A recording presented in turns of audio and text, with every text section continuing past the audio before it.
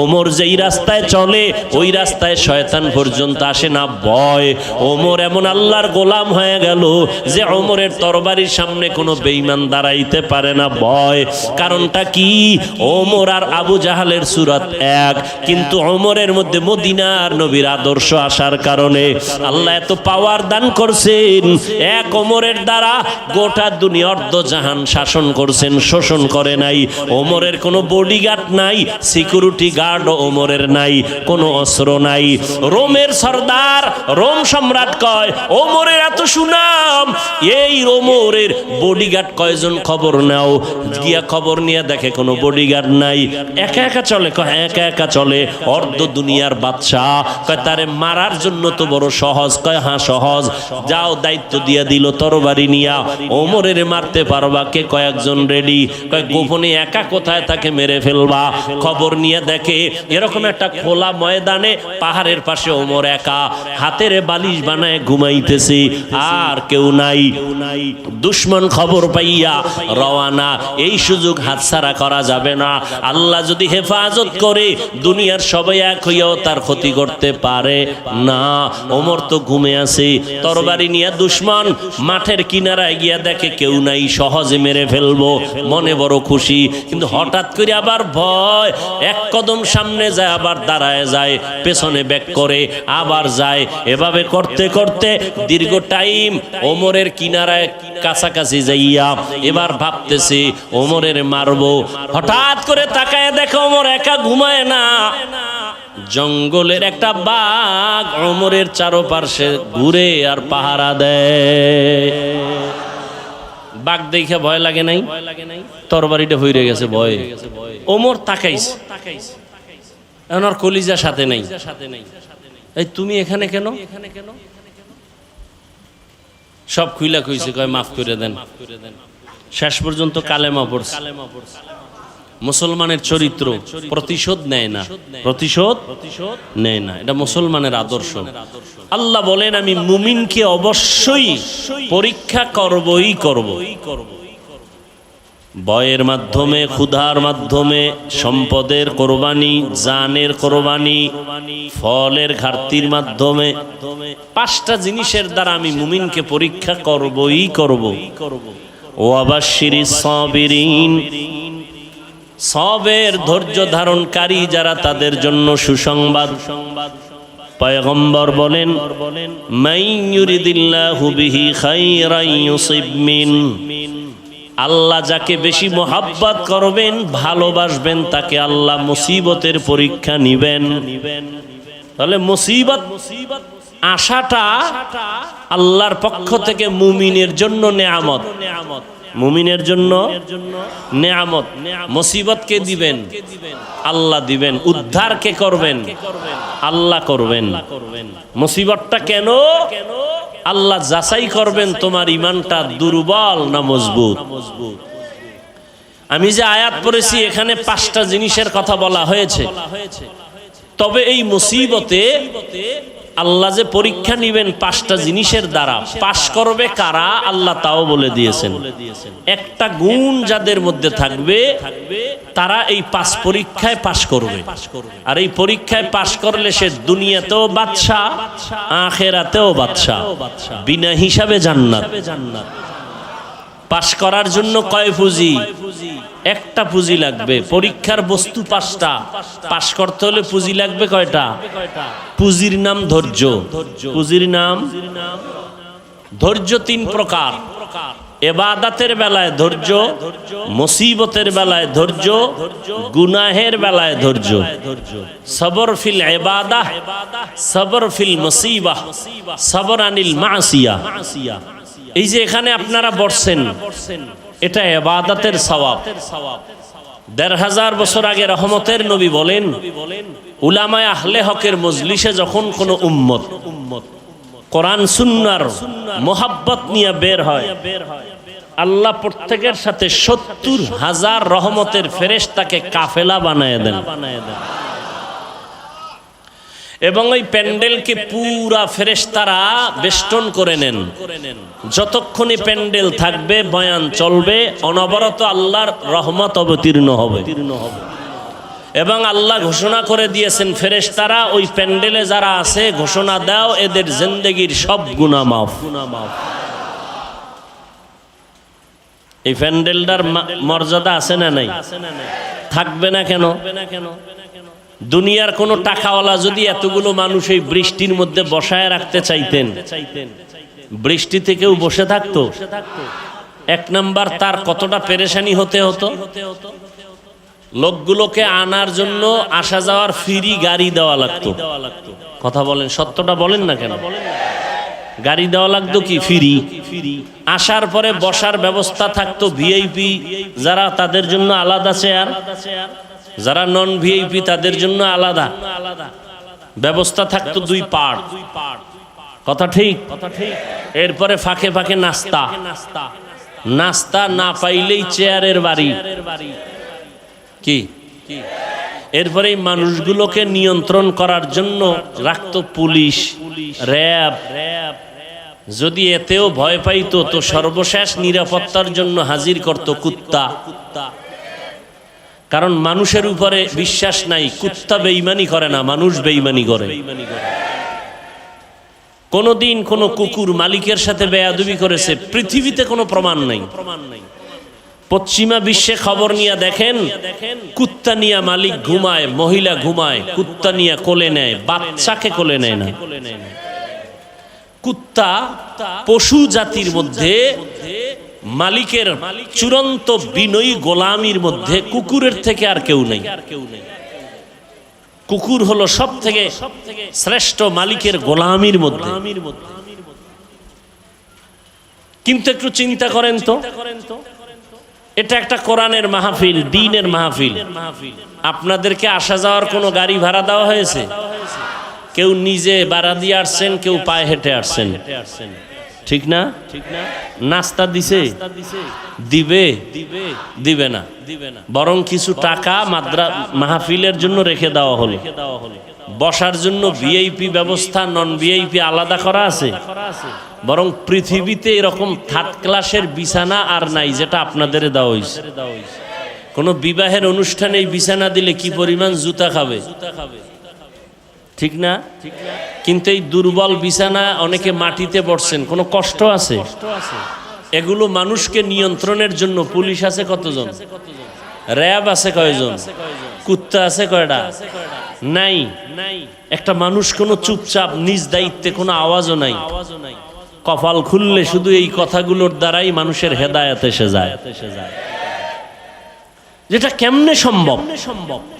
এতগুলো মানুষকে দুনিয়ার টাকাওয়ালারা আনতে গেলে গাড়ি লাগতো, র্যাব লাগতো, পুলিশ লাগতো, নিয়ন্ত্রণ লাগতো, খানা দেওয়া লাগতো, বসার ব্যবস্থা ভিআইপি। এরপরও কত জায়গায় মারপিট, মিডিয়ায় দেখা যায় চেয়ারে চেয়ারে বাড়ি। একই দলের মানুষ এই খাওন দাওন লয়ে কিলে বেজে গেছে, আছে না নাই? অথচ এখানে বৃষ্টি দেখেন কি বৃষ্টি হলো। এরপরও মানুষ আল্লাহর রহমতে বসে আছে, কোনো আওয়াজ নাই, কষ্ট নাই, খানারও চিন্তা নাই। এই মুহূর্তে কাউরে টেলিফোনও যদি কেউ করে রিসিভ করবে না, কেটে দিবে। আবার দিলে আবার কাটবে, আবার দিলে আবার কাটবে। চতুর্থবার যদি দেয় তখন কান্ডারের নিচে নিয়ে আস্তে করে বলবে, এই মেয়ে 4-3 বার কেটে দিলাম, আবার তুমি টেলিফোন করলা, তুমি বুঝো না আমি ব্যস্ত। আর যদি টেলিফোনটা ম্যাডাম করে তো আজকে রাত্রে তো খবর আছে। হাসার কথা না, বুঝার কথা। যেটা কেমনে সম্ভব? এই অবস্থা দেখা দুনিয়াতে বহু বিধর্মী কালেমা পড়ছে। এটা কেমনে সম্ভব? একমাত্র আল্লাহর মোহাব্বত আর রসুলের আদর্শ মানার কারণেই সম্ভব। এটাই জ্বলন্ত প্রমাণ আমরা মুসলমান শান্তির জিন্দেগি চাই, অশান্তি চাই না। আমরা মুসলমান মদিনার আদর্শ নিয়ে চলে, নিজেও শান্তি চাই, অন্যকেও শান্তি দিতে চাই, কলহ চাই না, দ্বন্দ্ব চাই না, মারপিট চাই না। কি আল্লাহ কোরআনে বলছেন, কেউ যদি অন্যায়ভাবে কাউকে হত্যা করে সে সারা দুনিয়ার মানুষকে হত্যা করার গুনায় শামিল। আজকে তো কুত্তা মারলে মানুষ কষ্ট পায়, মানুষকে জবাই করতে কষ্ট পায় না। আল্লাহ সবাইকে হেদায়েত দান করুন। তো যে পুঁজি লাগবে, পুঁজিটার নাম কি? ধৈর্য। এখন আপনারা বসে আছেন, এটা ইবাদতের ধৈর্য, এটা ইবাদতের সওয়াব। যাদের ধৈর্য আছে তারা আছে, যাদের ধৈর্য নাই তারা বৃষ্টি দেখে আসেই নেই। আর একদল আইসে অর্ধেক পথে দৌড়, আবার একদল প্যান্ডেলে বইয়াও দৌড়। বৃষ্টিতে মরবে মরবে, তবে বৃষ্টিতে মরবে না, এটা তার আব্বার মান্যত করা, এই জন্য ওইটা দৌড় দিছে। এর নাম কফাল।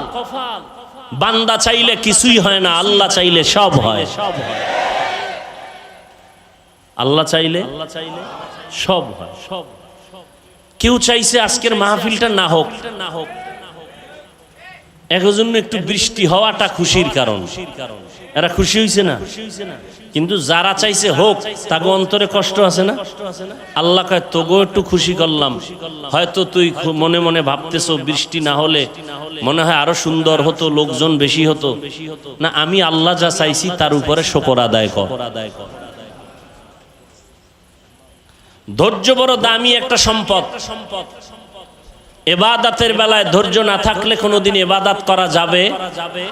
মুসিবতের বেলায় ধৈর্য, এই যে বৃষ্টি, এটা একটা মুসিবত। আল্লাহ ওয়াদা করছেন আমি মুসিবত দিব। তো মুসিবত যখন আসবে ঘাবড়াইও না। ইজা আসাবাতহুম মুসিবাহ ক্বালু ইন্না লিল্লাহি ওয়া ইন্না ইলাইহি রাজিউন। মুসিবত যখন আসবে তখন তুমি দোয়া পড়ো, ইন্না লিল্লাহি ওয়া ইন্না ইলাইহি রাজিউন।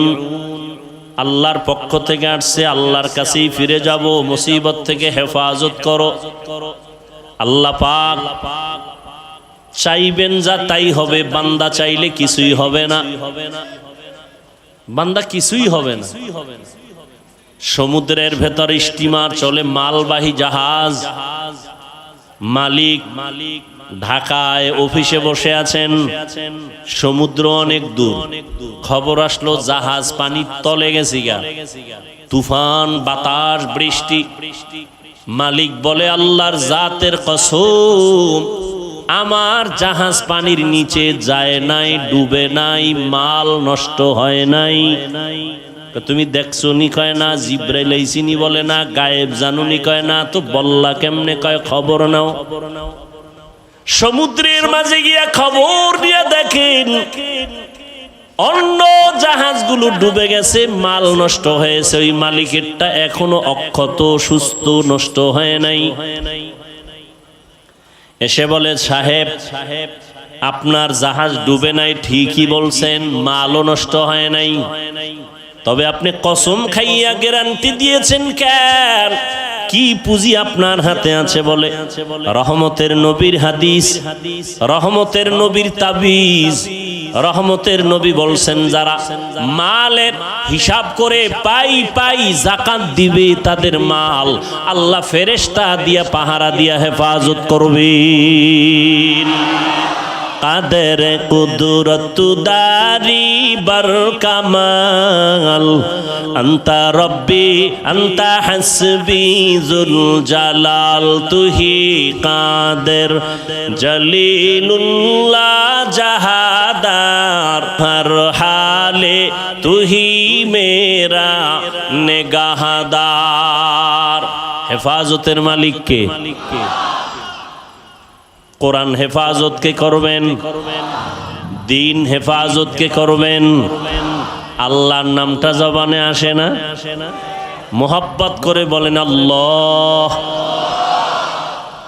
ভাল লাগে না? জীবনে ছেলের নাম নিলা, ছেলেরে বাচ্চাটারে কত সুন্দর কইয়া আব্বু কইয়া চুমা দিলা 12 বার। বাচ্চাটারে সুন্দর বলে চুমু খাইছো, কিন্তু এই বাচ্চাটারে এত সুন্দর করে কে বানাইছেন একবারও তাকে আল্লাহ বলে ডাকলা না রে, নিমক হারাম। আল্লাহ বলেন শুকর আদায় কর, আমি নিয়ামত আরো বাড়ায় দিব। লা ইন শাকারতুম লা আযীদান্নাকুম ওয়া লা ইন কাফারতুম ইন্না আযাবি লাশাদীদ।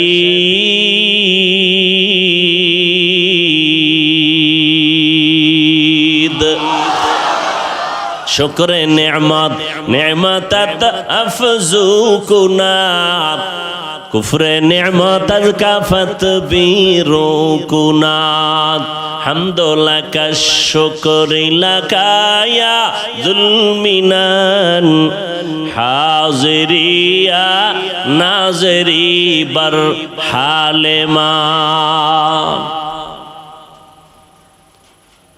আল্লাহর বান্দা বলে নবীজির ১৫০০ বছর আগে তাবিজ লাগানো মালের যাকাত সঠিকভাবে আদায় করো, আল্লাহ ফেরেশতা দিয়া মাল হেফাজত করবেন।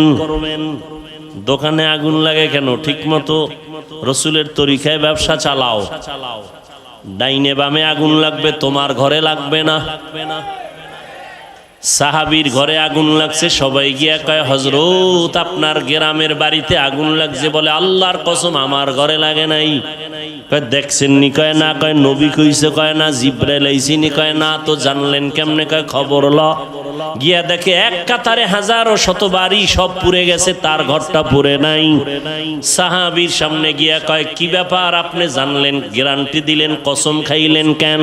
কয় রসুলের তাবিজ, ফজরের নামাজের পরে একটা দোয়া আছে, ওই দোয়াটা যদি ফজরের নামাজের পরে পড়ে, মাগরিবের পরে পড়ে, আল্লাহ ফেরেশতা দিয়া তার বাড়ি ঘর হেফাজত করবেন, কখনো আগুনে ওই ঘর নষ্ট হবে না।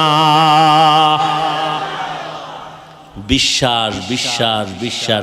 এ মেয়া, এই করোনার আগের ঘটনা, লন্ডনে সম্ভবত একটা গোল টেবিল বৈঠকে বিভিন্ন ধর্মের মানুষ বসা, মিডিয়া এটা ভাইরালও হয়েছে, অনেকে দেখে থাকতে পারেন।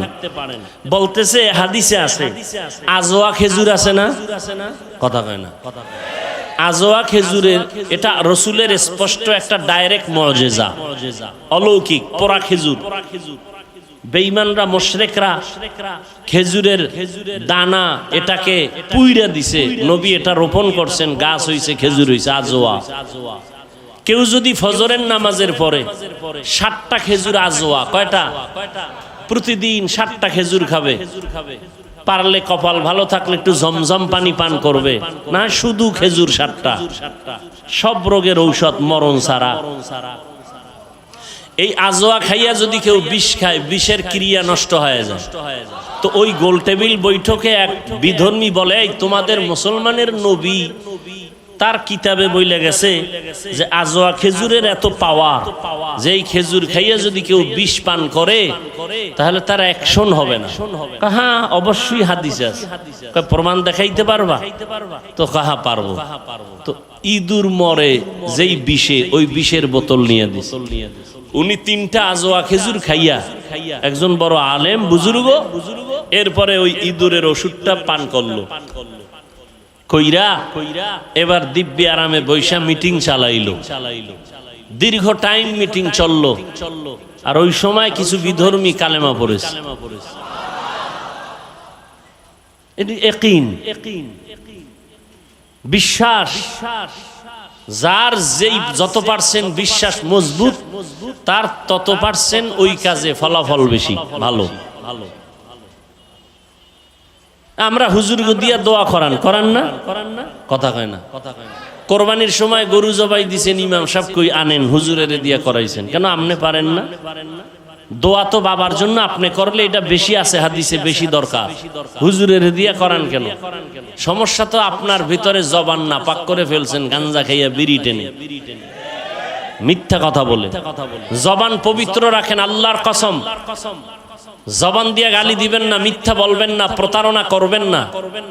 এই জবান দিয়া যখন আপনি যা চাইবেন তাই পেয়ে যাবেন।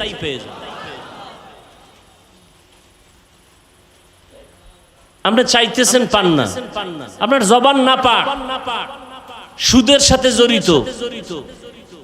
তো সুদের সাথে যারা জড়িত এরা হজ করলেও হজ কবুল হবে না।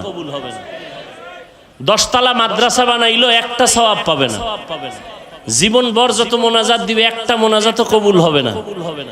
আল্লাহ কয় রেডিও রে বেঈমান, তোর সাথে আমি আল্লাহ নিজে যুদ্ধ করব। রেডিও, কারণ তুই কত খারাপ। তোর গর্ভধারিণী মায়ের সাথে 24টা ঘন্টার সেকেন্ডে সেকেন্ডে তোর আমল নামায় জিনার গুনাহ লেখা হয়। অথচ হুজুর বাদ দেন, আপনাদের লাইনে, জেনারেল লাইনে চাকরি করে, ব্যবসা করে, কোটি টাকার মালিক, 1 টাকাও সুদ খায় না, হারাম খায় না, নাই? সত্য কথা বলেন, নাই? কিয়ামতের দিন তাকেই আল্লাহ দাঁড় করায় বলবে, এই বেঈমান, তোর লাইনের বান্দাটা হারাম খাইলো না, তুই খাইলি কেন? জবাব দে। আল্লাহ হেদায়েত দান করুন। আর হারাম খেয়ে শান্তি আছে, দুনিয়ায় আছে। যদি একটু দুনিয়ায় শান্তি পেত, তো মনটা একটু বুঝাইতো যে হ্যাঁ দুনিয়ায় শান্তি। মরার আগেই ভেজাল। দেখেন না কিভাবে দুদুকের নোটিশ আসতেছে, আসে না? সম্পদ কোটি কোটি সম্পদ কামাই করে শান্তি নেই। মরার আগেই মাইয়ার থেকে আলাদা, ছেলের থেকে আলাদা, বউয়ের থেকে আলাদা। একটা জীবন। খাইতে বইয়া শান্তি নাই, ঘুমাইতে শান্তি নাই, শরীর অসুস্থ। এটা জীবন হইল, এটা একটা জীবন হইল। এরপরে যদি হামলা মামলা, তাজা মানুষ জাগায় মাইরে ফেলাইতেছে। গতকালকে একটা মানুষের পেটের ভিতরে দেখছেন না? হ্যাঁ, খবরও নাই। সারাদিন মোবাইল নিয়ে কবিরা গুনাহ করবে, এটি দেখার টাইম কই? মোবাইল নিয়ে কবিরা গুনাহ করে করে চোখ নাপাক, অন্তর নাপাক, কান নাপাক, জিহ্বা নাপাক। দোয়া কেমনে কবুল হবে? মুসা নবীর ঘটনা আছে না? বৃষ্টি নাই এলাকায়, দোয়া চাইতেছেন মুসা নবী, আল্লাহর কাছে দোয়া করতেছেন। আল্লাহ মুসা নবীকে বলে, তোমার মজলিসে দোয়া কবুল হবে না, একটা জিনাকার আছে, এটার উড়াও তাড়াতাড়ি, নিলে ওর কারণে দোয়া কবুল হবে না। মুসা নবী তো রাগী নবী, এই জিনাকার ওঠ, তাড়াতাড়ি ওঠ, তোর কারণে এই দোয়া কবুল হইতেছে না। জিনাকার যদি ওঠে তো জানবে সবাই জিনাকার। বয়ে বয়ে যদি কান্না করে তো সবাই জানবে আমি জিনাকার। না কানতে পারে না উঠতে পারে, দিল খুইলে আল্লাহর একটা ডাক দিছে গোপন, এই মালিক 40 বছর আমি জিনা করি, আমার মা বাবা কেউ জানে না, তুমি জানো। 40 বছর তুমি ইজ্জতের পর্দা লাগায় রাখছো, আজকে নবীর সামনে বেইজ্জতি করবা, আর করবো না জিনা, মাফ করে দাও। মুহূর্তে আকাশটা মেঘাচ্ছন্ন হয়ে গেল, বৃষ্টি শুরু হয়ে গেল, মুসা নবীর জিদ বাইরে গেল, এই খোদা, মাত্র কইলা জিনাকার না উঠলে মোনাজাত করবো লইব না, তুমি ধাম করে বৃষ্টি দিলা, বিষয়টা কি? আল্লাহ কয়, যার কারণে বলছি দিমু না, তার কারণেই বৃষ্টি দিলাম। কারণ এটা আবার কেমন নীতি? মুসা জানো না আমি আল্লাহর একটা নাম আছে রহমান, আমার একটা নাম আছে গফফার। বান্দা যখন কান্না দিছে আমি সব মাফ করে দিছি।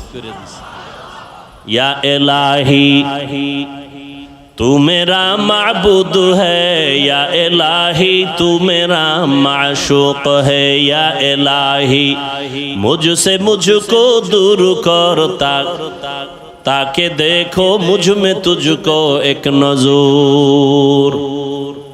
ধৈর্য নামের পরীক্ষার পাশ করার জন্য পুঁজিটা লাগবে বড় ধৈর্য। ইবাদতের বেলায় ধৈর্য, মুসিবতের বেলায় ধৈর্য, গুনাহের বেলায় ধৈর্য। ফজরের 4 রাকাত নামাজ, 4 রাকাত নামাজ পড়তে আপনার সর্বোচ্চ 20 মিনিট সময় লাগবে, কিন্তু কপাল পরা 20 মিনিটের ঘুমের মজা পাইয়া উঠে না, ঠিক নেই?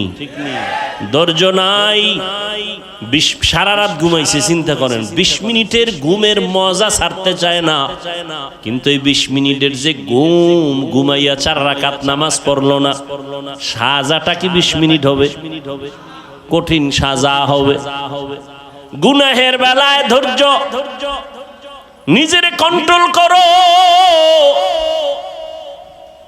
তুমি চাইলে মিথ্যা কথা বলতে পারো, কিন্তু নিজেরে কন্ট্রোল করো, মিথ্যা বলবা না, বিজয়টা তোমার পক্ষে একটু পরেই চলে আসবে। ধৈর্যের সাথে মুসিবত আসছে, তাড়াহুড়া করবা না, নিজেরে কন্ট্রোল করো, আল্লাহর সাহায্য কামনা করো। ধৈর্যের এই গুণটা যদি অর্জন করতে পারো, আল্লাহ তোমাকে দুনিয়া আখিরাতে অনেক পুরস্কার দিবেন। এর মধ্যে 2টা পুরস্কার দিবেন, বড় দামি, বড় শ্রেষ্ঠ পুরস্কার। দুনিয়ার পুরস্কার শ্রেষ্ঠ যেটা, আল্লাহ বলেন আমি আল্লাহ তার চিরদিনের বন্ধু হয়ে থাকবো। ইয়া আইয়ুহাল্লাযীনা আমানুস্তাঈনু বিস-সাবরি ওয়াস-সালাহ ইন্নাল্লাহা মা'আস-সাবিরিন।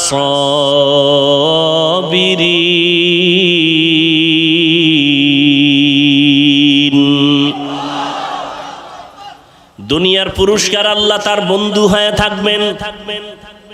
আখিরাতের শ্রেষ্ঠ পুরস্কার হলো আল্লাহ বলেন আমি তাকে বিনা হিসাবে জান্নাত দিয়া দিব। এই যে পুরস্কারটা কারা পাবে? কারা পাবে? ধৈর্য ধারণকারী। ইন্নামা ইউয়াফফাস সাবিরুনা আজরাহুম বিগাইরি হিসাব। আল্লাহ বলেন ধৈর্য ধারণকারীরা কিয়ামতের দিন আমি বিনা হিসাবে জান্নাত দিয়া দিব। ধৈর্য ধারণকারীরা আল্লাহর মুহাব্বত নিয়ে ধৈর্য ধারণ করো। ইয়া আইয়ুহাল্লাযীনা আমানুসবিরু ওয়া সাবিরু ওয়া রাবিতু ওয়াত্তাকুল্লাহ। ধৈর্য ধারণ করো, ধৈর্যের উপরে মজবুতি অর্জন করো, যে কোনো জায়গায় তুমি কামিয়াব হয়ে যাবে। আল্লাহ বলেন আমি এই ধৈর্যের মাধ্যমে 5টা পরীক্ষা করব। আমি আল্লাহ পরীক্ষা করে যাচাই করব কার ঈমান হালকা মজবুত। 5টার মধ্যে প্রথম যেই জিনিসটা দিয়ে আমি পরীক্ষা করব তার নাম হলো ভয়, মিনাল খাউফ। 4 মাযহাবের 4 ইমামের এক ইমাম ইমাম শাফিঈ রাহমাতুল্লাহ আলাইহি লিখেন এখানে ভয় দ্বারা উদ্দেশ্য হলো আল্লাহর আযাবের ভয়। ও আল্লাহর গোলাম, তুমি নামাজ পড়ো, পর্দা করো, দাড়িটা লম্বা করলে তোমার আল্লাহ খুশি, তোমার আপনজন আত্মীয় স্বজন বেজার হয়ে যাবে। এখন তুমি আত্মীয় স্বজনের ভয়ে দাড়ি কাটবা, বেপরদায় চলবা, নাকি আল্লাহর জাহান্নামের আযাবের ভয়ে নামাজ পড়বা, পর্দা করবা? এটা তোমার পরীক্ষা। ধৈর্য যদি থাকে তুমি পাস, আর ধৈর্য ধারণ করতে যদি না পারো তুমি ফেল হয়ে যাবা। আজকে তুমি বিবি তামাশায় পড়িয়া তালে পরে দাড়ি কাটবা, বেপরদায় চলবা, কিন্তু তুমি বিপদে পইরা দেখো তোমার কলিজার বিবি তোমার আপন থাকবে না। মরা লাগবে না, খালি একটু অসুস্থ হইয়া 10 দিন বিছনায় থাকো, টের ভাইবা তোমার কলিজার বউয়ের মোহাব্বতের পার্সেন্ট কত। বউরে টাকা দিলে আলহামদুলিল্লাহ, না দিলে নাউজুবিল্লাহ। ঠিক নি? কোটি কোটি টাকা কামাই করো, বউয়ের জবানে হাসি নাই, শুকর আদায় করে না। দিতে দিতে স্বামী ফকির হয়ে গেল, কয় না আর দিও না, তো হয় না আরো দাও, আরো দাও। কয়জন বিবি ঘরে আছে বলবে আমার সন্তানের তুমি পোশাক দাও, ঈদের বাজার করো, আমার জন্য কোনো শখ নাই, পারলে তুমি খুশি মনে যখন পারো দিও, এখন আমার দরকার নাই। তুমি ধার কইরা কোনো পেরেশানি মাথায় নিবা না। এমন বিবি যারা পাইবা তুমি জান্নাতের ঘেরান নিয়ে কবরে যাইবা।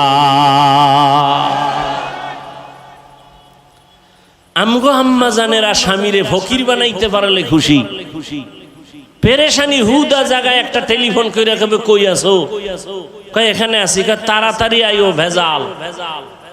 কি বিষয়? দৌড়ায় গেছে এদিকে একটা জরুরি মিটিং, এক প্যাচ লাগাইয়া দিছে টেলিফোন দিয়া, বাসায় গিয়া কয় এই আমার মাথাটা ঘুরায় তো, এখন ভালো হয়ে গেছি।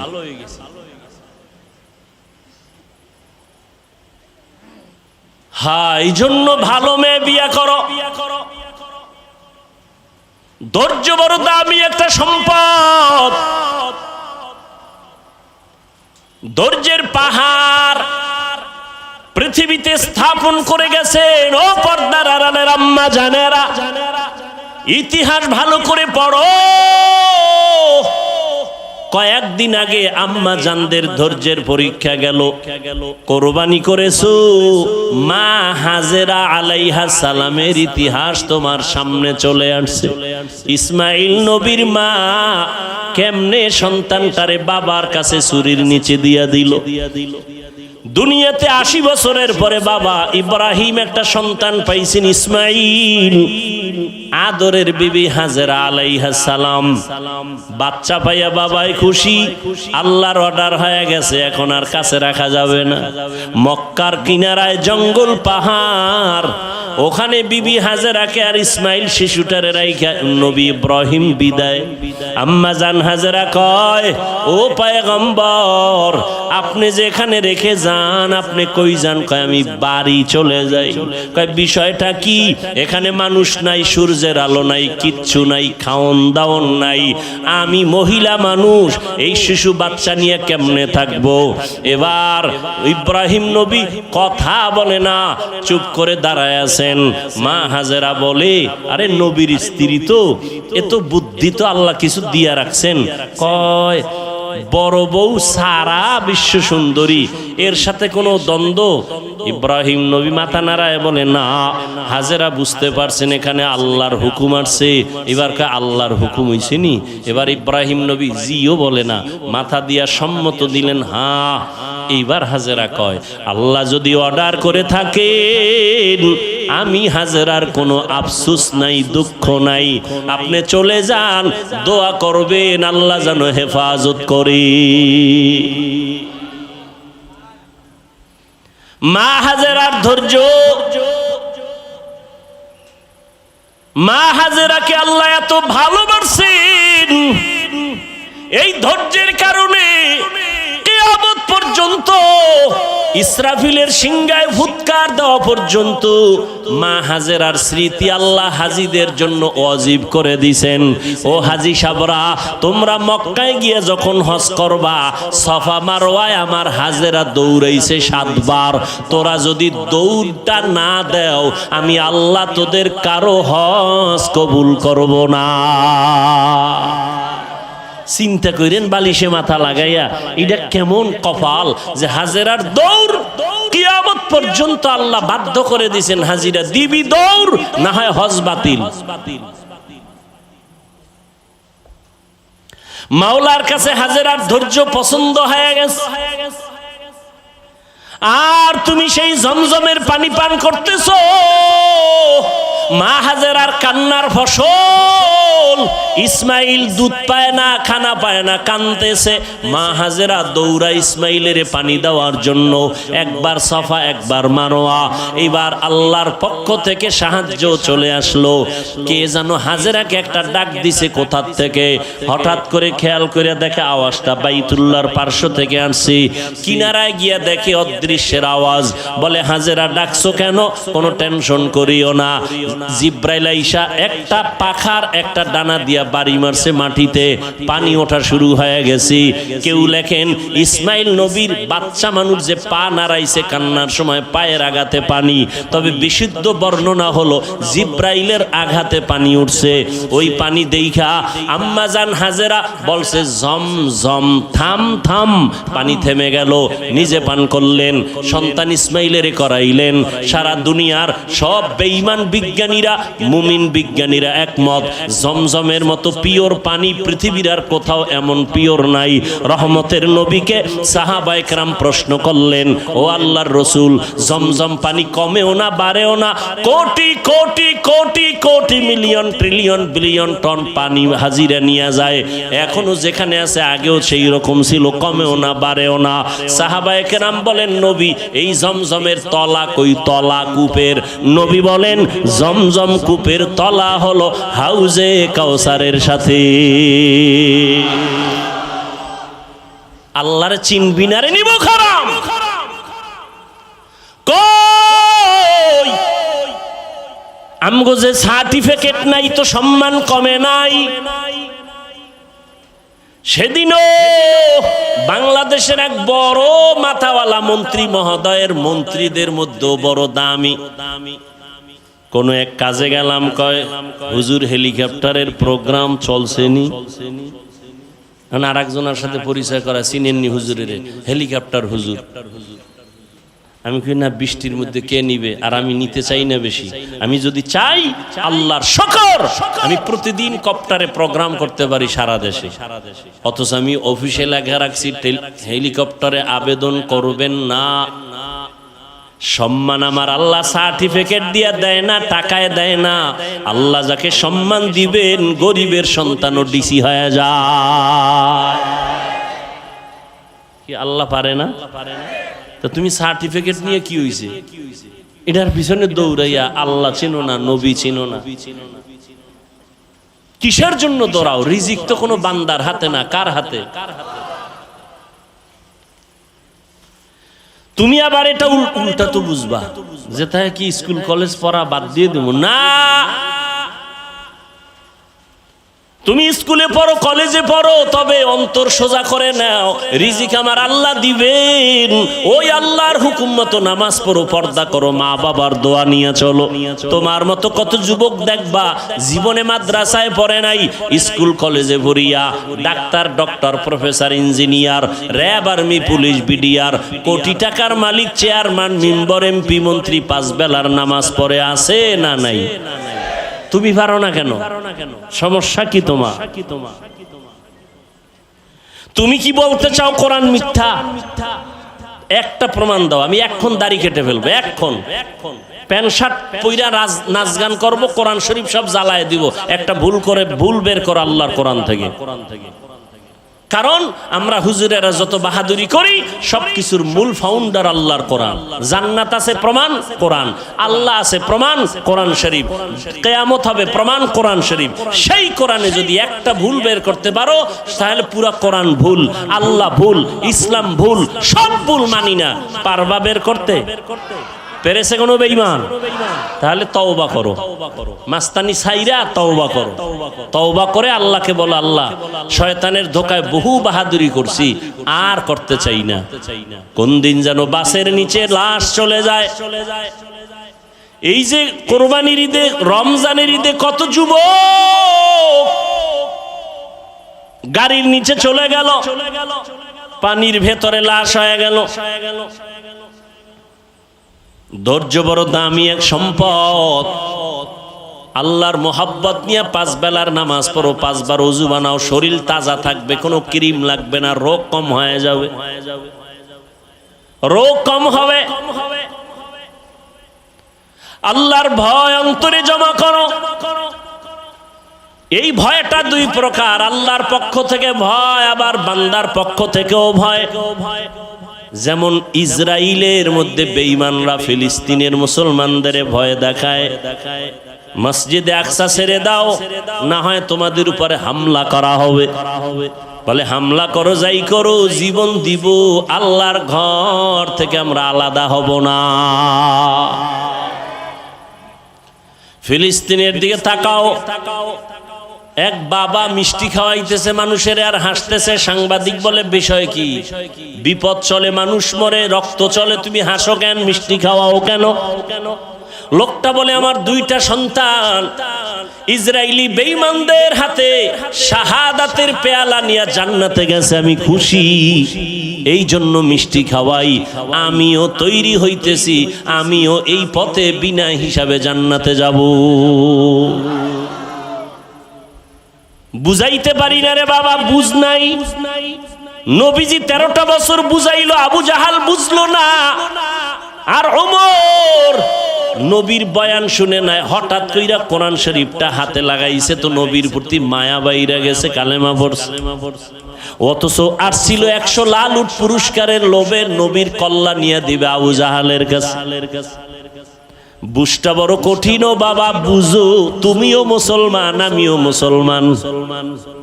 তোমার আল্লাহ আমার আল্লাহ 2 না 1, তোমার নবী আমার নবী, তোমার কাবা আমার কাবা, তোমার কোরআন আমার কোরআন, তোমার ধর্ম আমার ধর্ম, তোমার আমার হাদিস, তোমার আমার আল্লাহ এক, কোরআন এক, কাবা এক, ধর্ম এক। দুনিয়াতে আসছি সিস্টেমও কি না উত্তরবঙ্গের মানুষগুলো লঙ্গি পরে আসছে। বিদায় বেলা কাফন হবে 3টা, মহিলাদের হবে 5টা, ধনীদের জন্য একটা কাফন বাড়ানো হবে। প্রধানমন্ত্রী যদি দুনিয়ার থেকে যাবেন, মহিলা হলেও তার 6টা কাফন দেওয়া হবে। রিক্সা ড্রাইভার যদি মরে যায়, তারও যেমন 3 কাফন। কোটি টাকার মালিকও যদি মরে যায়, তাকেও 3 কাফন। কারো সম্মানে একটা কাফন বাড়ানো হবে না, গরিব হওয়ার কারণে একটা কাফন কমানো হবে না। কবরের সাইজও হবে সমান, নাকি ধনীদেরটা একটু এসি টেসি লাগাই দিবে। গরিবের কবর যেমন ধনীর কবরও তেমন। কাফনের কালার হবে আলাদা। কি আমগো হুজুরদের কালার হবে একরকম, আপনারা যারা হুজুর না তাদের কাফনের কালার হবে আর এক রকম। সবার কাফনের কালার এক, সংখ্যাও তিনটা তাও এক। কারো কাফনে লেখা থাকবে না এমপি সাহেবের লাশ, বড় হুজুরের লাশ কাফনে লেখা থাকবে। অতএব যতই বাহাদুরি করি না কেন, সাদা কাফনে ঢুকার পর সব শেষ হয়ে যাবে। ঠিক নি? জিন্দেগি মে বন্দগি তু কর নাহি, जिंदगी में बंदगी तू कर नहीं, जिंदगी बे बंदगी शर्मिंदा है, जिंदगी बे बंदगी शर्मिंदा है। दुनिया में हो दुनिया का तलबगार ना हो, बाजार से गुजर हो खरीदार ना हो। ये दुनिया एक मिसले कागज फूल है, ये दुनिया एक मिसले कागज फूल है। जिंदगी में बंदगी तू कर नहीं, जिंदगी बे बंदगी शर्मिंदा है, जिंदगी बे बंदगी शर्मिंदा है। এরে নবীর আশিক উম্মতের দল, পাঁচটা জিনিসের মাধ্যমে আল্লাহ পরীক্ষা নিবেন। এক নাম্বার ভয়। আল্লাহর ভয়ে তুমি নেক আমল করবা নাকি দুনিয়ার মানুষের মাইরের ভয়ে তুমি গুনাহ করবা, এটাই তোমার পরীক্ষা। ধৈর্য ধারণ করো। এই মিয়া, আমাদের সবাই দুর্বল মনে করে, আসলেই আমরা দুর্বল। টাকা নাই, বাড়ি নাই, গাড়ি নাই। আমগো হুজুর গো মাদ্রাসায় পড়াই, হুজুরেরা মাদ্রাসায় পড়ায় ৬-৭ হাজার টাকা বেতন, ১০,০০০ শহরে গেলে একটু বেশি। ইমাম সাহেবের বেতন বাকি তো ৩-৪-৫ মাস আছেই। আবার ঘরের মধ্যে খানেওয়ালা সংখ্যাও বেশি হুজুর গো। কথা ঠিক না? আপনাদের তো সংখ্যা কম, কারণ আপনারা ট্যাবলেট খান, আমরা তো খাই না। কারণ আমরা নবীর হাদিস ওই দিন শিখলাম, দেখলাম নবী বলছেন ওই বাড়ির মাইয়া বিয়া করবি যেই বাড়ির সন্তান বেশি হয়। কারণ কিয়ামতের ময়দানে ইব্রাহিম নবী উম্মত নিয়ে দাঁড়াবে, মুসা নবী উম্মত নিয়ে দাঁড়াবে, ঈসা নবী দাঁড়াবে। আমি মুহাম্মদ উম্মতের সংখ্যা বেশি নিয়া আবেগ ভরা মোহাব্বত আর বাহাদুরের ভেসে আমি জান্নাতে আগে যাব। এরপরও কি ট্যাবলেট ওয়ালারা পাল্লা দিয়ে আল্লাহর সাথে আগাইতে পারছে? কি ট্যাবলেট ওয়ালারা? আমগো দেশে ২০ বছরের তুলনায় বাংলাদেশের জনসংখ্যা কম না বেশি? সত্য কথা বলেন তো, ট্যাবলেট কই? ওই একটু আগে বলছি, মনে আছে? বান্দা চাইলে কিছুই হয় না, আল্লাহ চাইলে সব হয়। আল্লাহ যদি কয় আমি কোন বান্দা দুনিয়াতে পাঠাবো, ও ট্যাবলেট কেন? ও যদি ওই মহিলাকে জবাইও করে, এরপর আল্লাহ গর্ভ থেকে বাচ্চা বের করে দিবে। সময় নাই সে ঘটনা বলার। আল্লাহ কি পারেন?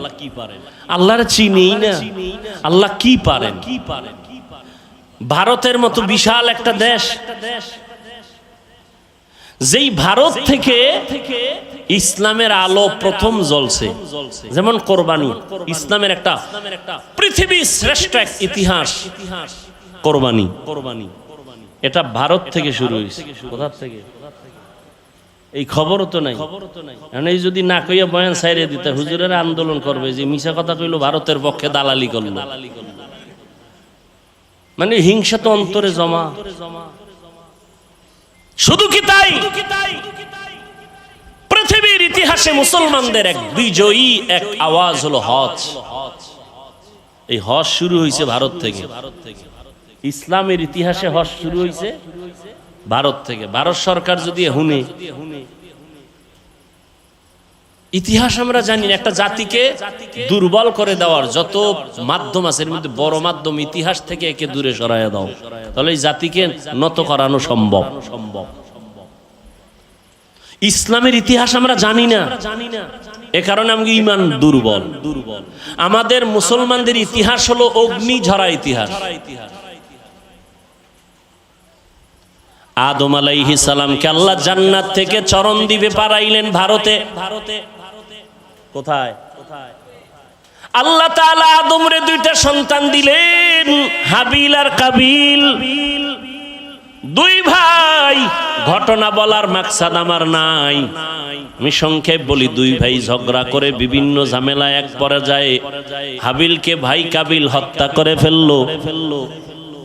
বহু ঝামেলা হলো, কোরবানি করার আদেশ চলে আসলো আসমান থেকে। দুই ভাই তর্ক লাগাইছে। আদম নবীকে মা হাওয়ার মাধ্যমে প্রতি বছর দুইটা সন্তান আল্লাহ দিতেন, একই মায়ের গর্ভ থেকে, একটা ছেলে একটা মেয়ে। পরের বছর আবার দুই সন্তান, পরের বছর আর দুই সন্তান, এক ছেলে এক মেয়ে। আগের বছর মেয়েটা, পরের বছর মায়ের ভাই বিয়া করবে। আগের বছরের ভাই পরের বছরের মায়ের গর্ভের আপন বোনের বিয়া করবে। এইটা কি এখনো জায়েজ আছে নি? এটা শরীয়তে আদম নবীর শরীয়তে হালাল ছিল। আদম নাই, আদমের শরীয়ত নাই। কিয়ামত পর্যন্ত শ্রেষ্ঠ নবীর শ্রেষ্ঠ শরীয়ত চলবে, মুহাম্মদের শরীয়ত দিয়া কিয়ামত পর্যন্ত চলবে। চালাকি করলে কপাল পুড়ে যাবে। তাহলে কোরবানি শুরু হয়েছে কোথার থেকে? কোরআন শরীফের আয়াত। আমি ওই বিষয়ে আলোচনা করব না, এজন্য হালকা বললাম। আর আদম নবী মানব জাতির আদি পিতা আবুল বাশার, তিনি এই চরণদ্বীপ ভারত থেকে পায়ে হেঁটে 40 বারের বেশি বাইতুল্লাহ গিয়া হজ করছেন, হেঁটে হেঁটে। সুবহানাল্লাহ। না সুবহানাল্লাহ কেমন? ফজরও পড়ে নাই, জহুর পড়ে নাই, আসর পড়ে নাই, মাগরিব পড়ে নাই, এশাও পড়ে নাই। এখানে সাফাবাজি করে আমরা আশেকে রসুল। দেখো জবানে সুবহানাল্লাহ আসবে কিভাবে? এরা নামাজ লাগে এটাকে জরুরি মনেই করে না। কত বড় বেয়াদব হইলে কয় নামাজ না পড়লাম গো ঈমান তাজা। কত বড় নিকৃষ্ট বেয়াদব। আল্লাহ হেদায়েত দান করুন। অথচ রসুল বলেন পৃথিবীর নিকৃষ্ট চোর যারা নামাজ চুরি করে, আর যারা নামাজ পড়ে এগো খবর আছে। আল্লাহ কয় আমি মুসল্লি নামাজির জন্য ওয়াইল নামক জাহান্নাম বানাইছি। কঠিন এক জাহান্নামের নাম ওয়াইল। এটা বানাইছে আল্লাহ পাক নামাজি মুসল্লির জন্য। এবার বুঝেন, যারা নামাজ পড়েন টের পাইতেছেন নি কিছু? কোরআনের আয়াতের শব্দ শুনাইতেছি। নামাজি মুসল্লির জন্য ওয়াইল নামক জাহান্নাম, এটা বড় মারাত্মক জাহান্নামের নাম ওয়াইল। ওয়াইলুল লিকুল্লি হুমাযাতিল লুমাযা। ওয়াইল নামক জাহান্নাম, যারা মানুষের নামে গীবত করে আর বানায় বানায় অপবাদ দেয়, ওয়াইল জাহান্নাম। ওয়াইলুন ইয়াউমাইযিল লিল মুকাদ্দিবিন, মিথ্যাবাদীর জন্য ওয়াইল নামক জাহান্নাম। ওয়াইলুল লিল মুতাফফিফিন, ব্যবসায় যারা ঝামেলা করে, মাপে ঝামেলা করে, ওয়াইল নামক জাহান্নাম। ওয়াইল নামক জাহান্নামটা বড় মারাত্মক। ও আল্লাহর বান্দারা, আর এক আয়াতে আল্লাহ বলেন নামাজির জন্য ওয়াইল নামক জাহান্নাম। আরাআইতাল্লাযী ইউকাযযিবু বিদ্দীন ফাযালিকাল্লাযী ইয়াদউল ইয়াতীম ওয়া লা ইয়াহুদ্দু আলা তাআমিল মিসকিন। পরেন এর পরেরটা। বাসায় গিয়ে তরজমাটা হইলেন, ফাওয়াইলুল লিল মুসাল্লিন, মুসল্লির জন্য ওয়াইল নামক জাহান্নাম। এবার যারা নামাজ পড়েন একটু খুশি নাকি? আমরা তো ওই লাইনে নাই। হ্যাঁ, তোমার জন্য আরো কঠিন জাহান্নামের আযাব। তোমার পরকালের ভিডা তো পরে নামাজ না পড়ে দুনিয়াতে চেহারার নূর থাকবে না, থাকবে না। এখনই তো চেহারার দিকে তাকাইলে মায়া লাগে না, অথচ বয়স মাত্র 27 বছর। এরে যুবক, 40 বছর পর্যন্ত তোর চেহারাটা সুন্দর থাকবে, উজ্জ্বল থাকবে, কোনো মেডিসিন পাউডার ক্রিম লাগবে না, আল্লাহ নিজ হাতে এটারে বানায় দিছে। অথচ 27 বছর বয়স তোর, 25 বছরের চেহারার মধ্যে কেন উজ্জ্বলতা নাই, মায়া নাই, দেখলে ভাল লাগে না? তোর চেহারা এত নষ্ট হয়েছে কেন বল? সারা রাত্র মোবাইল নিয়ে কবিরা গুনাহ করছো, আমার মাওলা সহ্য করতে পারে নাই, চেহারার নূর আল্লাহ নিয়ে নিছে। শুধু কি তাই? এই মোবাইল চালাইতে চালাইতে তোর চোখের পাওয়ার নাই, কানের পাওয়ার নাই, হার্ট দুর্বল, ব্রেন দুর্বল, সব দুর্বল হয়ে গেছে। বুকে ব্যথা বাড়ছে, মাথা ব্যথাও বেড়ে গেছে এই মোবাইল দেখতে দেখতে। ঠিক নেই? একটু টেনশন দূর করি। মোবাইল হলো সব রোগের মূল রোগ। এক ওসি সাহেব কয়, হুজুর নেশার বিরুদ্ধে ওয়াজ করেন। আমি বললাম কোন নেশা? কয় মদ, ইয়াবা। আমি কি সব বাদ দেন, মোবাইলের নেশার বিরুদ্ধে ওয়াজ করেন। কয় আমনে করেন? তা আমি করি, শুনেন, যাইয়েন না। মিরপুরে ঠাডা ভাঙ্গা ওয়াজ দিলাম মোবাইলের বিরুদ্ধে। মোবাইল, স্বামী স্ত্রীর মাঝখানে পর্দা লাগাইছে মোবাইল। স্ত্রী স্বামীর হক আদায় করে না, স্বামী স্ত্রীর হক আদায় করে না। কেন? কয় মোবাইলের হক আদায় করতেই তো রাত শেষ। মা বাবা সন্তানের হক আদায় করে না মোবাইলের কারণে, সন্তান মা বাবার হক আদায় করে না মোবাইলের কারণে। তাজা তাজা প্রাণগুলো ছুরির নিচে চলে গেল মোবাইলের কারণে। কি বলবো, লেখাপড়ার ঘরে আগুন লাগছে মোবাইল। এই মোবাইলের কারণে মায়ের সাথে বেয়াদবি করেছো রে যুবক, মোবাইলের কারণে বাবার সাথে গাদ্দারি করেছো, শিক্ষকের সাথে বেয়াদবি করেছো। আল্লাহর কসম করে বলি, লিখে রাখ, তোর কপাল আগুন লাগছে। তুই মরার আগে, এত তাড়াতাড়ি মরবি না। আর যদি মরো তো গাড়ির তলে, মানে যে ধর এটাও কইতে পারবি না, শেষ। আর যদি না মরো তো বিছানায় মরার আগে পঙ্গু হয়ে থাকবি, লেখা রাখ। হাদিস শুনানের সময় নাই যে আমি যা বলতেছি মনে করিস না গাঞ্জা খাইছি। আমার চেহারা দেখলে গাঞ্জাখোরের মতো মনে হয়, তো তুই কেন বলো আবল তাবল বলি? তোর চেহারা দেখলে মনে হয় তুই গাঞ্জা খাও, তুই ইয়াবা খাও, তুই নামাজ পড়ো না, তুই মায়ের সাথে বেয়াদবি করো, বাবার সাথে বেয়াদবি করো। অল টাইম তোর উপরে অভিশাপ, অভিশাপ, অভিশাপ। ভয় লাগে তুই কখন হাত পাও ভাঙ্গে গাড়ির তলে বইরা থাকো, ভয় লাগে আমার। শিক্ষকের সাথে বেয়াদবি করেছো, পাওয়ার দেখাইতে গেছো শিক্ষকের সাথে। আল্লাহর কসম করে বলি, আল্লাহ তোরে মাফ করবে না শিক্ষক যতদিন পর্যন্ত তোরে ক্ষমা না দিবে। এটা বান্দার হক, বান্দার হক, বান্দার হক। মা বাবায় ক্ষমা না দেওয়া পর্যন্ত আল্লাহও দিবেন না। মোবাইলের কারণে মায়ের কাদাইছো রে বেয়াদব। এই মোবাইলের কারণে শিক্ষকের কলিজাটা ফাটায় দিছো দুঃখ দিয়া।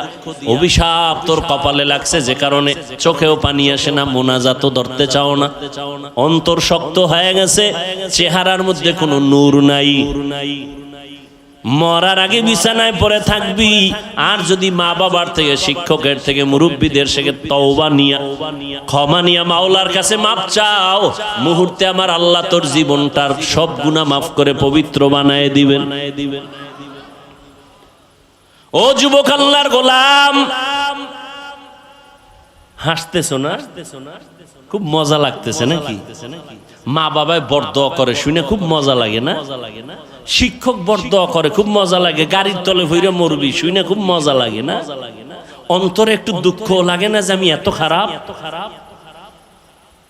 অথচ ১৫০০ বছর আগে রসুল কি বলছেন? যুবকেরা আমি মুহাম্মদের উপকার করেছে আর বুড়ারা বিরোধিতা করেছে। যুবক, যুবক, এক পৃথিবীর একটা অমূল্য সম্পদের নাম যুবক। আল্লাহর কাছে যৌবনের ইবাদতের দাম বেশি, দুনিয়াতে যুবক সময়ের দাম বেশি, শক্তির দাম বেশি।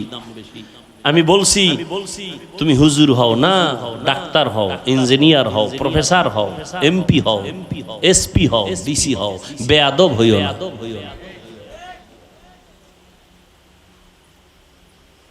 অনেক ডিসি সাহেবের গুণগান, খুব ভালো, খুব ভালো, এসপি সাহেব ভালো, মেম্বার ভালো, চেয়ারম্যান ভালো, নাই নাই সব কিছুর ভালোর পেছনে মায়ের অবদান, মায়ের দোয়া। মা বাবার দোয়া, চোখের পানি না থাকলে কোন সন্তান এই দুনিয়ায় সম্মানের চেয়ার পাইতো না। কিন্তু কত সন্তান বুঝেও না যে মা বাবার দোয়ার কারণে এখানে বসছি। মা বাবার খোঁজ খবর নেয় না, মা বাবার জন্য দোয়াও করে না। বন্ধু বান্ধবের টাকা পয়সা বিলায়, মা বাবার জন্য বিলাইতে পারে না। বাইতুল্লাহ যাই একটু আল্লাহরে ডাকবে, টাকা আছে কপাল নেই, ঠিক নি? বছরে 2-3 বার যাইতে পারে, একবারও যায় না। জিগাইলি কয় এই সমস্যা, এই সমস্যা, কপাল বড় খারাপ। ও আল্লাহর বান্দারা, আল্লাহ পাক বলেন আমি 5টা জিনিসের মাধ্যমে পরীক্ষা নিব। 1 নাম্বার আল্লাহর ভয়, দ্বিতীয় পরীক্ষা হলো ক্ষুধা।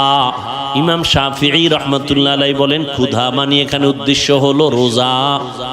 এই যে রমজান মাস গেল, কত কুলাঙ্গারের বাচ্চারা এই বাংলাদেশে বলছে ঘরের মধ্যে কি ভাতের অভাব আছে, রোজা রাখবো কেন?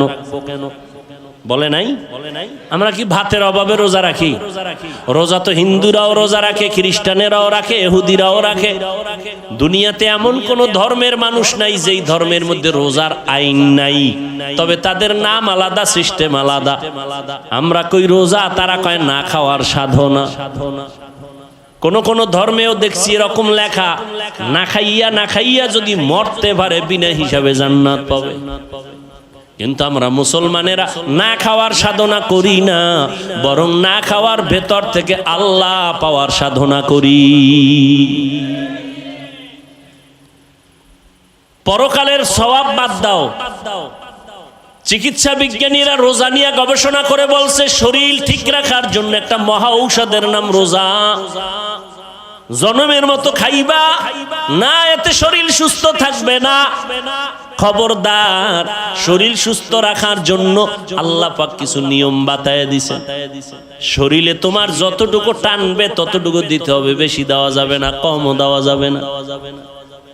তোমার শরীর, তোমার পেট, পুরা বডির মধ্যে তোমার মেশিন। প্রত্যেকটা মানুষের ভিতরে 23টা ইঞ্জিন আছে, 23টা মেশিন আছে। কয়টা? 23টা মেশিন আছে বডির ভিতরে। মাথায় আছে 10টা। কয়টা? পেটের মধ্যে আছে 8টা। কয়টা? 8টা। এরে আল্লাহর বান্দা, এই মেশিনের মধ্যে শ্রেষ্ঠ যেটা মূল, সেটা হলো পেট। তোমার এই বডিকে সুস্থ রাখার জন্য ওখান থেকে 8টা মেশিন পুরা বডিটারে কন্ট্রোল করে পেটের মাধ্যমে। এরে নবীর উম্মতের দল, এই জন্য খাদ্য নিয়ম ছাড়া খাওয়া যাবে না। বেশি খাইলেও ঝামেলা, কম খাইলেও ঝামেলা। বিজ্ঞান, চিকিৎসা বিজ্ঞানীরা বলে আমার কথা যদি বিশ্বাস না করো, আজকে বাসায় গিয়া মোবাইলে তো আকামি করছো জীবনভর, আজকে কি একটু গুগলে সার্চ দিও, গুগলে সার্চ দাও, দিয়া লেখবার রোজার দ্বারা শরীরের উপকার কি কি। ওখানে সব তোমগো মুরব্বী টাইওয়ালারা বসে আছে, গবেষক। আমাকে হুজুর টুজুর ওখানে কেউ নেই। সুন্দরভাবে গবেষণা দিয়ে রাখছে রোজা রাখলে কি হয়। আমাদের বাংলাদেশের এক হিন্দু ডাক্তার গত রমাজানে 50 লাইনের একটা ফেসবুকে লেখা দিছে, আমাকে একজনে দেখাইলো রোজার দ্বারা শরীরের কি উপকার। এজন্য রহমতের নবী পৃথিবীর শ্রেষ্ঠ ডাক্তার, পৃথিবীর শ্রেষ্ঠ ডাক্তার আমার নবী। শুধু রমাজান না, প্রত্যেক সোমবার, সপ্তাহের বৃহস্পতিবারও রোজা রাখতেন। রোজা রাখলে শরীর সুস্থ থাকে, পুরা ব্যালেন্স ঠিক থাকে। আর জনমের মতো খায়, আল্লাহ যা দিছে আও খায়, নিজেও আউলা জাউলা খাইতেছে, খাইয়া আস্তে বিছানায় পইরা থাকে। তো লাভ কি? হালাল হারাম খাইলে কোনো শান্তি নাই রে বাবা। হালালটারও যারা হারাম বানায় খায়, এই কারণে পেট নষ্ট, তার সব নষ্ট। পেটে ব্যথা উঠছে, পেটের খানাটা বলতো মাথা ব্যথা শুরু হয়ে গেছে, খানাও, ঘুমও নাই, রুচিও নাই, সব নষ্ট হয়ে গেল। এজন্য আল্লাহ বলেন আমি ক্ষুধার মাধ্যমে পরীক্ষা নিব রোজা। আরাফার রোজা সামনে আসতেছে, আশুরার রোজা মহররমে। আরাফার রোজা, নফল রোজা মাঝে মাঝে রাখিও, শরীর সুস্থ থাকবে। হিন্দুদের মধ্যে খবর নেন, ওরা খায় খুব সীমিত, আমাকে মুসলমানের থেকে অনেক সুস্থ তারা। নিয়মতান্ত্রিক যা খায় খুব সাবধানে খায়, নিয়মতান্ত্রিক ভাবে চলে। আর মুসলমানের মধ্যে আর এই বাঙালি জাতি কি পরিমাণ যে খাইতে পারে, আর না পারলেও কিলাকিলিতে অনেক উপরে আছে। এই যত মামলা হামলা শুধু খাওয়ার জন্য, আর কেউ রে খাইতে দিন না, সব আমি খাবো। এটা হলো কুত্তার মেজাজ। কুত্তা চায় সব একা খাবে, অন্যকে খাইতে দিবে না। কি ঠিক না? মাইকে বলে কেউ খাবে কেউ খাবে না, তা হবে না। মাইকের থেকে নামার পরে সব নিজের গুদম বরে, গরিবরা না খায় মরে। কি 2 নাম্বার পরীক্ষা হলো রোজা ক্ষুধার মাধ্যমে। সংক্ষেপ বলে ফেললাম। 3 নাম্বার হলো মালের কোরবানি। তার মানে এখানে ইমাম শাফিঈ রাহমাতুল্লাহ আলাইহি বলেন এখানে মালের কোরবানি মানে যাকাত। কি আল্লাহর কসম 1 বার, আল্লাহর কসম 2 বার, আল্লাহর কসম 3 বার। আমার দেশের ধনীরা পাই পাই হিসাব করে যদি যাকাত দিত, এই জমিনে কোনো দারিদ্র বিমোচন থাকতো না, সব বিমোচন হয়ে যেত। আর কসম করে বলে গেলাম আল্লাহর কোরআন সামনে, যতদিন পর্যন্ত আল্লাহর দেওয়া অর্থনীতি যাকাত সঠিকভাবে জমিনে কায়েম হবে না, ততদিন পর্যন্ত দারিদ্র বিমোচন হবেই না, হবেই না। কোন চালাকিতে চলবে না। আল্লাহর দেওয়া অর্থনীতি যাকাত আদায় করো সব সময়, বছর শেষে পাই টু পাই হিসাব করে। ওই 100 টাকা 2.5 টাকা গরিব খাবে, ধনী খাইলে ওর বাকি 97 টাকা আটানাও হারাম হয়ে যায়। ওটার মালিক 2.5 টাকার মালিক গরিব। যাকাত দিতে বলে নাই, যাকাত আদায় করতে বলছে। যাকাত দেওয়া এক জিনিস, আদায় করা আর এক জিনিস। এই বিষয়ে রমজানে আমি বিস্তারিত বয়ান করছি, এ নিয়ে বয়ান করা এখন আর যাবে না। আর যাকাত যাকে দিবে তাকে বলতে পারবেন এটা যাকাত দিছি, গোপনে দিয়া দাও। যে যাকাত খাওয়ার উপযুক্ত তাকে দাও, দিয়া পৌঁছাইয়া দাও। লাইনে দাঁড়াইয়া এরপরে ফকিন্নির মতো রৌদে পুরে যাকাত নিবে, ইসলাম এটা নিষেধ। বরং 2.5 টাকা গরিব পাবে, এটা আমার কাছে, আমি তার কাছে ঋণী। হ্যাঁ, 3 নাম্বার মালের কোরবানি। গরিবরা কয় আমগো তো আর ঝামেলা নাই, মালও নাই ঝামেলাও নেই। আল্লাহ কয় 4 নাম্বার গরিব তোমার জানের কোরবানি। ধনী বলল আমি টাকা দিলাম মাহফিল চালাও, ধনী বলে আমি টাকা দিলাম মাদ্রাসা উঠাও, মসজিদ উঠাও। ধনী জানের কোরবানি দিতে পারবে না, সময় নাই, সম্ভব না। এবার কয়েক গরিব তুমি জানের সময় দাও, পরামর্শ নাও, কাজ করো, তুমি জান দিয়ে একটু খেদমত করো। তাহলে গরিব ধনী মালের কোরবানি দিল, গরিব জানের কোরবানি দিয়া দুজন জান্নাতের বাসিন্দা হয়ে যাও। জান মালের কোরবানি। হজে যারা যায় তারা দুটোটাই দেয় একসাথে, মালের কোরবানি, জানের কোরবানি। মেহনত করে। 5 নাম্বার ফলের ঘাটতি। ইমাম শাফিঈ রাহমাতুল্লাহ আলাইহি বলেন এখানে ফল দ্বারা হলো সন্তান। কারণ কোরআন শরীফে প্রত্যেকটা মাকে বলা হয়েছে ফসল উৎপাদনের ক্ষেত, আর ওই ক্ষেতের ফসল হলো সন্তান। আল্লাহ সন্তান দিয়ে আবার নিয়ে যাবেন, কাউকে দিবেনই না, এটা আল্লাহর পরীক্ষা। লিল্লাহি মুলকুস সামাওয়াতি ওয়াল আরদ ইয়াহাবু লিমান ইয়াশাউ ইনাসা ওয়া ইয়াহাবু লিমান ইয়াশাউ যুকুর আও ইউযাওবিজুহুম যুকরানা ওয়া ইনাসা ওয়া ইয়াজআল من يشاء عقيما إنه عليم قدير।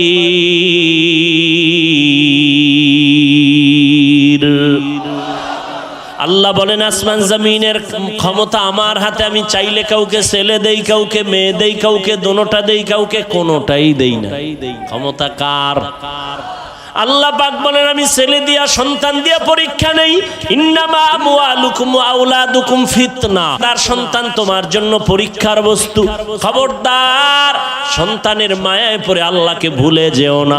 ও আল্লাহর বান্দারা, পর্দার আম্মা জানেরা, আল্লাহ সন্তান দান করেছেন, সন্তানটাকে মানুষ বানায় যান। মানুষ বানাইতে হলে আপনাকে মাওলানা বানাইতে হবে না, একজন মুফতি সাহেব বানাইলেই মানুষ হবে এটা গ্যারান্টি নাই। আপনার সন্তানটারে ডাক্তার বানাবেন, আপনার সন্তানের ইঞ্জিনিয়ার বানান, তবে মানুষ যদি বানাইতে চান আমার নবীর আদর্শ ছাড়া মানুষ হওয়া সম্ভব না। অতএব আপনার সন্তান ডাক্তারি পড়িয়াও যেন নামাজ না ছাড়ে, মা বাবার সাথে বেয়াদবি না করে, এমন সন্তানের ইমানদার, এমন সন্তান রেখে যান ডাক্তার ইঞ্জিনিয়ার। আপনার সন্তানের ব্যবহারে যেন মা বাবার কলিজা ঠান্ডা হয়, সন্তানের ব্যবহারে যেন আলেমদের কলিজা ঠান্ডা হয়, সন্তানের ব্যবহারে যেন কারো অন্তরে কষ্ট না যায়।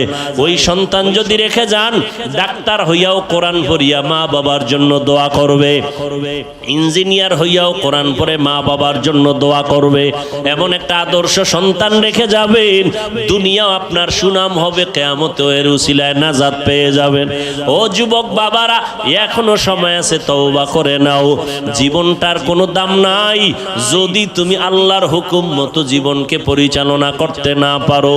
আমি শুরুতেই বলছিলাম বাবা, তোমার আল্লাহ আমার আল্লাহ এক, তোমার নবী আমার নবী এক, তোমার ধর্ম আমার ধর্ম এক, তুমি আমি একই আল্লাহর গোলাম, একই নবীর উম্মত, এক কোরআন মানি, এক কাবা মানি।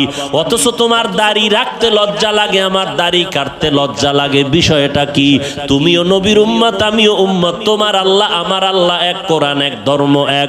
তোমার নামাজ পড়তে কষ্ট লাগে আর আমার নামাজ না পড়লে লজ্জা লাগে, তোমার পর্দা করতে লজ্জা লাগে, আমার পর্দা না করলে লজ্জা লাগে। তুমি মসজিদে ঢুকতে লজ্জা পাও আর আমি মসজিদে না ঢুকলে লজ্জা পাই। বিষয়টা কি? আসলে বিষয় কিছুই না। আবু জাহিল্লাও একটা মানুষ, ওমরে ফারুক একটা মানুষ।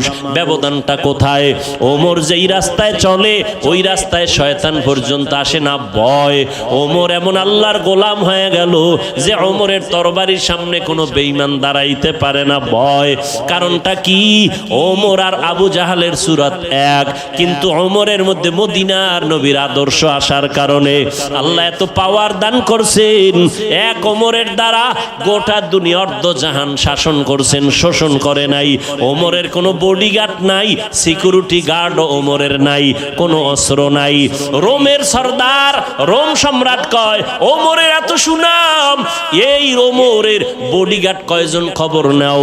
গিয়া খবর নিয়ে দেখে কোনো বডিগার্ড নাই, একা একা চলে। কয় একা একা চলে, অর্ধ দুনিয়ার বাদশাহ। কয় তারে মারার জন্য তো বড় সহজ। কয় হ্যাঁ সহজ, যাও দায়িত্ব দিয়ে দিল তরবারি নিয়া, ওমরের মারতে পারবা কে? কয়েকজন রেডি। কয় গোপনে একা কোথায় তাকে মেরে ফেলবা? খবর নিয়ে দেখে এরকম একটা খোলা ময়দানে পাহাড়ের পাশে ওমর একা, হাতের বালিশ বানায় ঘুমাইতেছে, আর কেউ নাই। দুশ্মন খবর পাইয়া রওয়ানা। এই সুযোগ হাতছাড়া করা যাবে না। আল্লাহ যদি হেফাজত করে দুনিয়ার সবাই এক হইয়াও তার ক্ষতি করতে পারে না। ওমর তো ঘুমে আছে, তরবারি নিয়ে দুশ্মন মাঠের কিনারায় গিয়া দেখে কেউ নাই, সহজে মেরে ফেলবো, মনে বড় খুশি। কিন্তু হঠাৎ করে আবার ভয়, এক কদম সামনে যায় আবার দাঁড়ায় যায়, পেছনে ব্যাক করে আবার যায়। এভাবে করতে করতে দীর্ঘ টাইম ওমরের কিনারায় কাছাকাছি যাইয়া এবার ভাবতেছে ওমরের মারবো। হঠাৎ করে তাকায় দেখে ওমর একা ঘুমায় না, জঙ্গলের একটা বাঘ ওমরের চারপাশে ঘুরে আর পাহারা দেয়। বাঘ দেখে ভয় লাগে নাই? তরবারিটা হইরে গেছে ভয়ে। ওমর তাকাইছে, এখন আর কলিজা সাথে নাই। এই তুমি এখানে কেন? সব খুইলা কইছে, কয় মাফ করে দেন। শেষ পর্যন্ত কালেমা পড়ছে।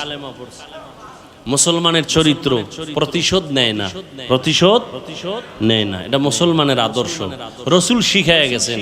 রসুলের আইনে যদি দুনিয়া চলতো, পৃথিবীতে কোনো আন্দোলন থাকতো না, কোনো ঝগড়া থাকতো না, কলহদ্বন্দ্ব থাকতো না। কিন্তু এটা হতে দিবে না। যারা অন্যায়কারী এরা কখনো সঠিক কাজ সমাজে হোক এটা করতে হতে দিবে। ভাইরা আমার, সেই ওমর রহমতের নবীর আদর্শ নিয়ে বড় দামি হয়ে গেল। আল্লাহ এত পাওয়ার দান করছেন, ওমরের শানে আল্লাহ আয়াত নাজিল করছেন কোরআন শরীফে। আয়াত নাজিল কইরা কয় নবীকে জিব্রাইল বলো ওমর যে একটা মত পেশ করছে আমি আল্লাহ মেনে নিলাম, নবীও যেন মেনে নেয়। খবর আছে আপনাদের? আর সেই ওমরের সাথে একটু তর্ক করছেন আপনারা ঘুমের ঘরে, না কি? তর্ক না করলে 8 রাকাত তারাবি লয়ে কিলেকিলি করেন কেন? হ্যাঁ, যে ওমর 20 রাকাত চালু করছে না, ওমরেরটা মানি না, মুহাম্মদেরটা মানি। নবী কয় আমি মুহাম্মদ আর আমার সাহাবাদেরকে যারা মানবে না তারা জান্নাতি হতে পারবে না।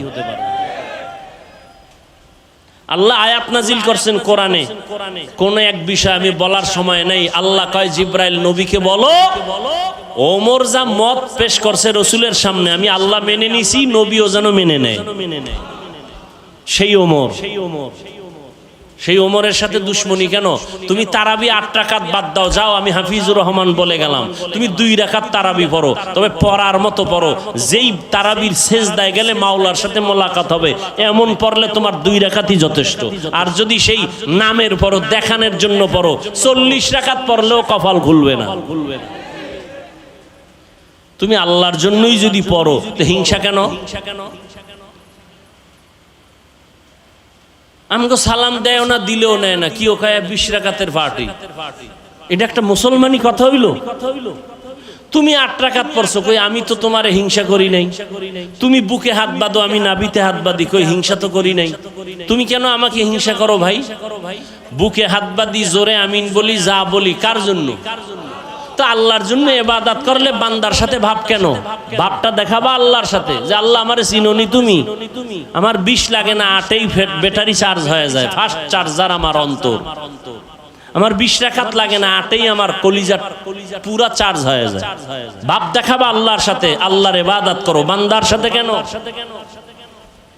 অহংকার, নবীজি বলেন আগুন যেমন লাকড়ি ধ্বংস করে দেয়, অহংকার আর হিংসা মানুষের জীবনের ইখলাসওয়ালা আমলগুলোকেও ধ্বংস করে দেয়। আল্লাহ আমাদের অহংকার হিংসা থেকে হেফাজত করেন। ও যুবক বাবারা, ও বৃদ্ধ বাবাজিরা, ও পর্দার আড়ালের আম্মা জানেরা, এখনো সময় আছে, তওবা করে নেন। আপনার মতো কত মা বোনেরা আছে এখনো পর্দা করে, স্বামীর মাল হেফাজত করে, মোবাইলে সময় নষ্ট করে না, নামাজ পড়ে। ও মা বোনেরা, আপনারা কেন পারবেন না? স্বামীর মাল হেফাজত করেন, নিজের সতীত্ব বজায় রাখেন। চরিত্র নষ্ট করলে দুনিয়াতে কেউ আসলে ভালোই জানে না, আল্লাহর কাছেও তো কোনো সম্মান থাকবে না। মরার পরে অশান্তি শুরু হবে, আপনার সন্তানেরা আপনার চরিত্রের কারণে কষ্ট পাবে। এখন থেকে তওবা করে নেন। ও বাবাজিরাও তওবা করে নামাজ পড়েন। যুবক বাবারা তওবা করো, আল্লাহর কাছে বলো জীবনে আর নামাজ ছাড়বা না। মনে মনে বলো আল্লাহ, শয়তানের ধোকায় গুনাহ করে ফেলেছি, আর করব না। তোমার কোরআন সত্য, গুনাহগারের জন্য জাহান্নাম তাও সত্য কোরআনে আছে, নেক আমলওয়ালাদের জন্য জান্নাত কোরআনে আছে। আজকে থেকে তওবা করে নিলাম, নামাজ ছাড়বো না, দাড়ি কাটবো না, বেপরদায় চলবো না, মা বাবাকে কষ্ট দিব না, উলামায়ে কেরামের পরামর্শ নিয়া নবীজির সুন্নাত অনুযায়ী চলবো। তওবা করার মতো যদি কারো অন্তর তৈরি হয়, অন্তরে যদি কোনো দুর্বলতা না থাকে, দুটো হাত আমার আল্লাহকে দেখায়া দাও। আয় আল্লাহ, তওবা কবুল করে নেন। তওবার উপরে মজবুত হইয়া চলার মতো তৌফিক দান করেন, আমিন। আলহামদুলিল্লাহি রাব্বিল আলামিন, ওয়াস সালাতু ওয়াস সালামু আলা সাইয়্যিদিল আম্বিয়া ওয়াল মুরসালিন।